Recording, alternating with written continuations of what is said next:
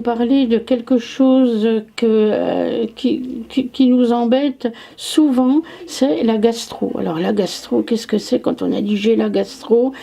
Quels sont les symptômes? Alors on peut bien sûr avoir des troubles digestifs, qui peuvent être accompagnés par de la diarrhée, des choses comme ça. Alors quand on est dedans, si je puis dire, qu'est-ce que l'on fait?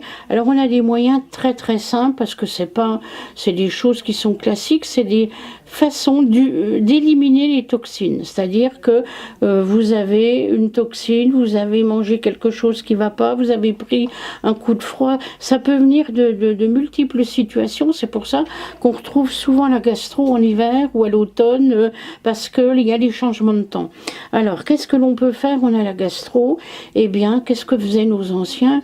Ils utilisaient le charbon végétal, tout simplement, cette fameuse formocarbine de la pharmacie, et puis donc d'autres formes de charbon beaucoup plus élaborées, et donc qui stoppent tout de suite la gastro, puisque le principe du charbon, c'est d'entraîner avec soi tout ce qui est toxinique. Et puis vous remettez les pendules à l'heure avec quelques bouillons, vous mangez léger, vous pouvez prendre de la propolis par exemple, vous pouvez prendre du pollen, et les anciens traitaient la gastro comme il se doit. C'est pas une maladie grave, c'est désagréable, on est bien d'accord, mais vous le traitez relativement rapidement.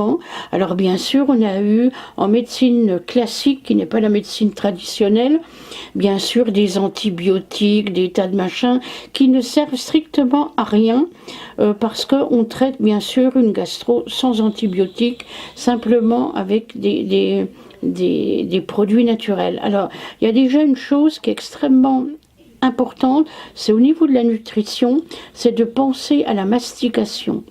Mâcher les aliments permet deux choses extrêmement importantes, parce qu'on a oublié que la digestion commençait dans la bouche et non pas dans l'estomac, et donc le fait de mâcher les aliments fait que vous avez un côté antiseptique de la salive.